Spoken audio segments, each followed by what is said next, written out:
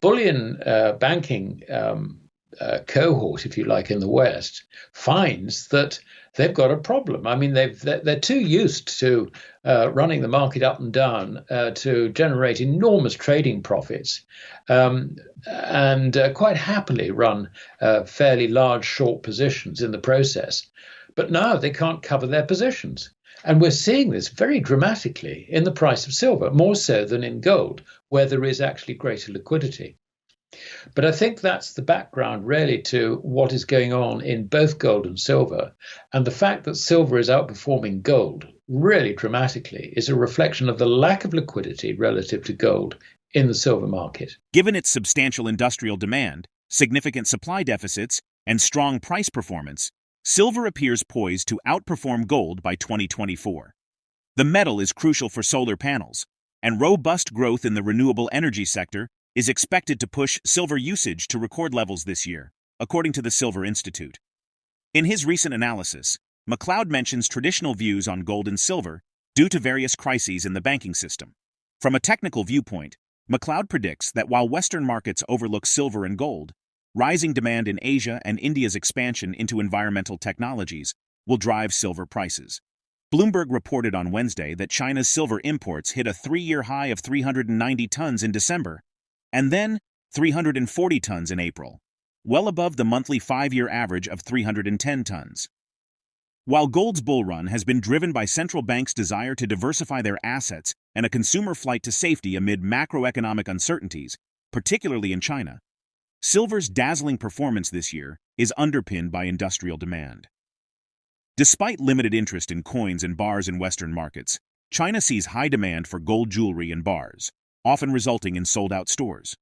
However, this demand may need to be accurately reflected in Shanghai Gold Exchange withdrawals, as major banks accumulate gold within the vaulting system. The People's Bank of China has been even more consistent, increasing its gold reserves for a consecutive 17 months, and now storing 2,262 tons of the precious metal in its vaults. However, Macleod notes significant withdrawals from COMEX vaults, suggesting increased demand for silver despite the futures market's usual role. Now, we present the clips of Alasdair Macleod's insights from his recent interview with Liberty and Finance. Before we continue to delve into this discussion, please subscribe to our channel and activate the bell icon for timely updates. I mean, the fascinating thing is that, yes, we know silver is an industrial metal. It is priced as such. I mean, when you've got a gold-silver ratio, I'm looking at my screen, of 73 times, that is not pricing it as money. But it does respond with gold as if it was a junior form of money. So, it hasn't gone totally. What is so interesting, I find, is the complete lack of interest in Western capital markets about silver and gold, while at the same time there is enormous demand, obviously building up in Asia and particularly China. Silver has, if you like, an additional factor driving it. One is that India is now expanding its economy quite rapidly in the direction of photovoltaic cells and similar, if you like, environmental manufacturing activities. I'm sure that major Indian corporations like Reliance Industries have been cleaning out COMEX vaults. I mean, the amount of silver that's been stood for delivery is really quite dramatic, particularly when you bear in mind that the futures market is not meant to be a delivery market at all. I mean, the only reason that you have a delivery facility is basically to notionally tie the future to the price on expiry. That is interesting. Demand from customers switching from ordinary deposits into bank deposits, I would have thought, goes, pretty directly via the bank into gold. They also have apps in China. You've got these apps and you can buy and sell gold on an app. I mean, we've got that sort of thing over here as well, but they've got it in China. Don't forget it. And from what I understand, very much unlike us, where we actually have very little interest in coins and bars. You have to be a bit die-hard to be interested. In China, they're queuing around the block to buy gold, jewelry and small bars and items like that. The big stores are literally selling out every day. So there is huge, huge demand. And this is not necessarily reflected in the withdrawals from the Shanghai gold exchange, because the big banks, in accumulating gold on behalf of their customers, don't take it out of the Shanghai vaulting system. It remains in the vaulting system, so it's not effectively delivered. So there's a huge, great iceberg, if you like, of gold. We only see the tip of it in the form of deliveries actually accumulating on behalf of the Chinese people in the vaults. To give you an idea as to what 35%, in other words, 6 trillion of savings actually buys in terms of gold, is the equivalent of about 75,000 tons of gold. Obviously, there isn't the gold available. But now you can begin to see why the Chinese, who traditionally have always regarded gold and silver as money, are buying both gold and silver. And the problem with silver is that it is a very illiquid market. It is consumed. It is taken out of the vaults. If you look at the numbers from the Silver Institute, you see that the reserves, if you like, that are being drawn down are in, according to them, in the LBMA's vaulting system and also in COMEX. But, it's running out of the door. So the bullion banking cohort, if you like, in the West finds that they've got a problem. I mean, they're too used to running the market up and down to generate enormous trading profits, and quite happily run fairly large short positions in the process. But now they can't cover their positions. And we're seeing this very dramatically in the price of silver, more so than in gold, where there is actually greater liquidity.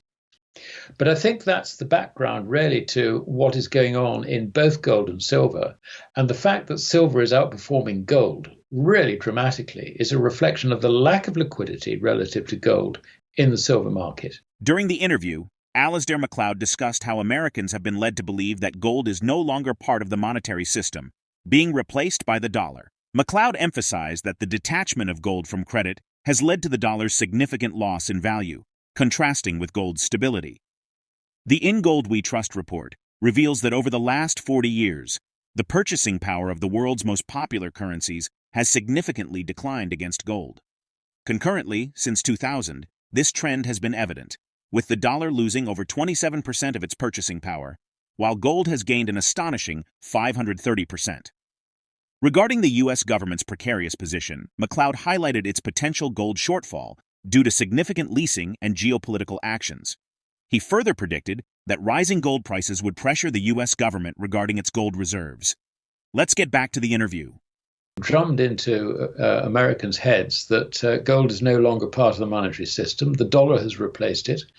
And it's also been driven into the heads of everybody who would call themselves allies of America. We now accept the dollar is money. And gold is a pet rock or whatever. The gold standard is a barbaric relic, as Keynes put it, before all this.